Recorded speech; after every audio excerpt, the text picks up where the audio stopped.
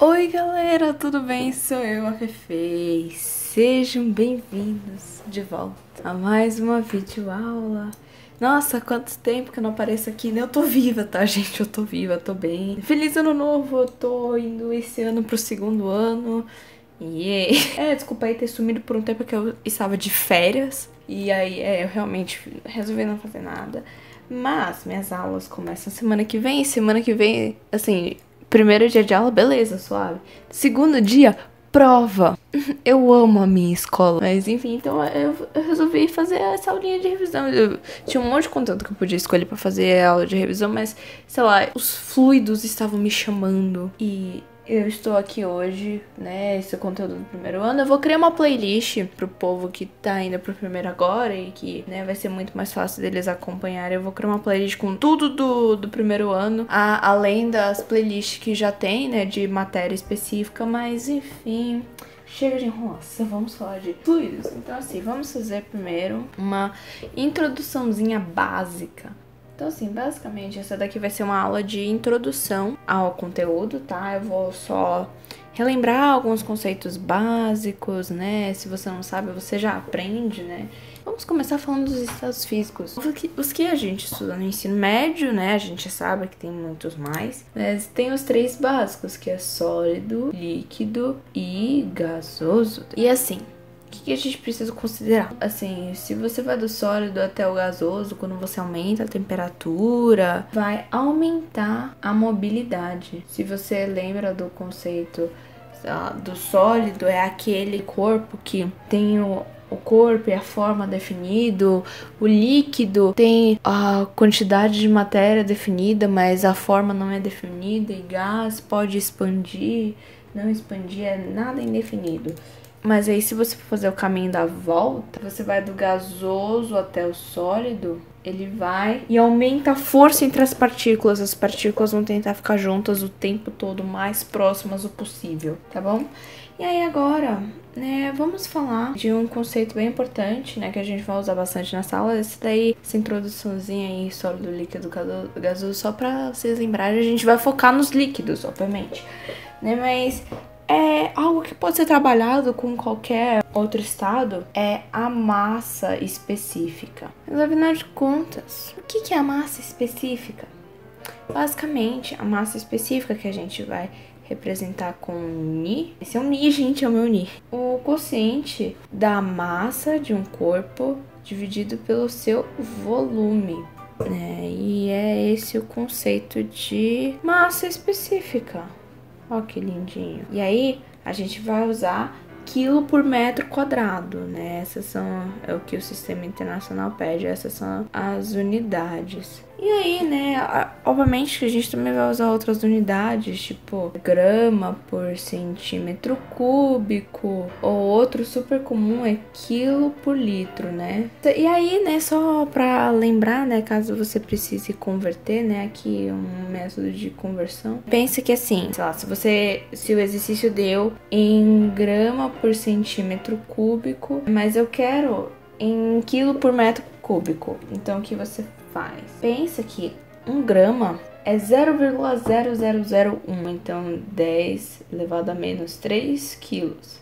E que 1 centímetro cúbico, pensa que assim, 1 centímetro seria igual a 10 elevado a menos 2 metros. E você vai pegar esse 10 elevado a menos 2 e vai elevar ele ao cubo, porque, né, é ao cubo.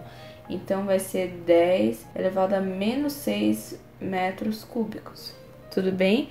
E aí, como é uma divisão aqui e a base é a mesma, lembra que você vai e subtrai os expoentes. Então, no caso, vai ficar menos 3, menos 6, então é basicamente menos 3 mais 6. Então, essa conta vai dar 10 a terceira quilos por metro cúbico. Então, basicamente, toda vez que você tiver, né, a massa específica em grama por centímetro cúbico, você vai, para transformar em quilo por metro cúbico, é só multiplicar por 10 elevado à terceira.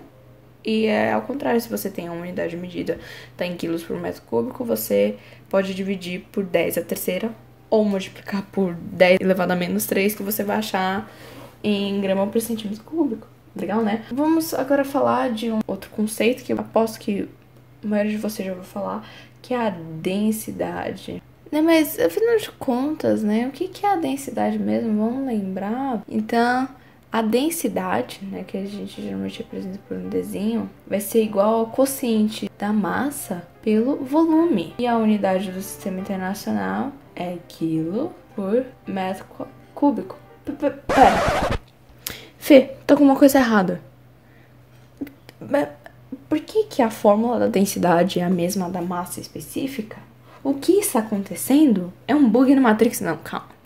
Relaxa. Porque assim, realmente os dois, o conceito é bem parecido, só que o que acontece? Na verdade, a massa específica, ela é da substância, ela não muda nunca. Porém, a densidade é pro corpo que a gente tá falando, ela vai definir a densidade do corpo. Então, ela pode mudar. Então, por exemplo, vamos dar um exemplo aqui bem prático. Vamos imaginar aqui, sei lá, um barquinho Titanic, sei lá, tão bonitinho, olha meu barquinho, muito lindo, realmente. E aí, assim, ele está lá pleníssimo no mar. Só que aí pensa, esse daqui não é um barco qualquer, vamos supor, né, já que é o Titanic, ele é de aço.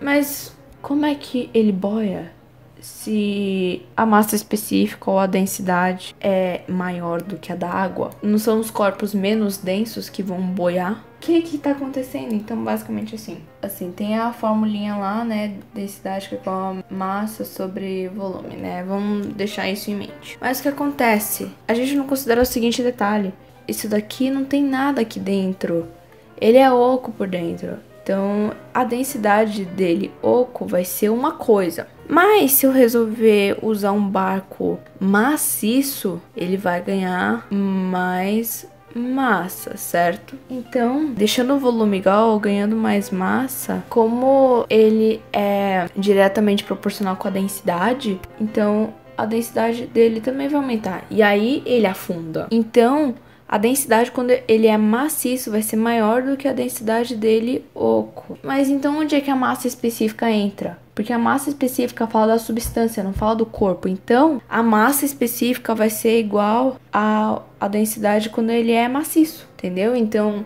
você tá vendo que realmente a densidade, ela pode aumentar ou diminuir, mesmo sendo a mesma substância. Só basta ele estar oco ou maciço, mas aí a massa específica nunca muda, porque ela depende da substância, tá? Ficou claro? Espero que tenha ficado claro esse exemplo. Agora, para terminar a aula, vamos falar aqui de pressão, que é outro conceito que a gente usa bastante aqui em mecânica dos fluidos. Então, assim, o que é a pressão? Pensa assim, você tem uma área bonitinha, vai representar com a letra A, e bem aqui, assim, mais ou menos no meio, vem uma força perpendicular a essa área. Então, o que vai ser a pressão? A pressão vai ser o quociente dessa força está sendo feita, né, dividida pela área onde está sofrendo essa força. Então, basicamente, o P minúsculo é igual a F sobre A. E aí, qual é a unidade de medida dele? A força tá em newtons e a área tá em metro quadrado. Mas aí tem um detalhe, um certo detalhe. Newton por metro quadrado é a mesma coisa que Pascal.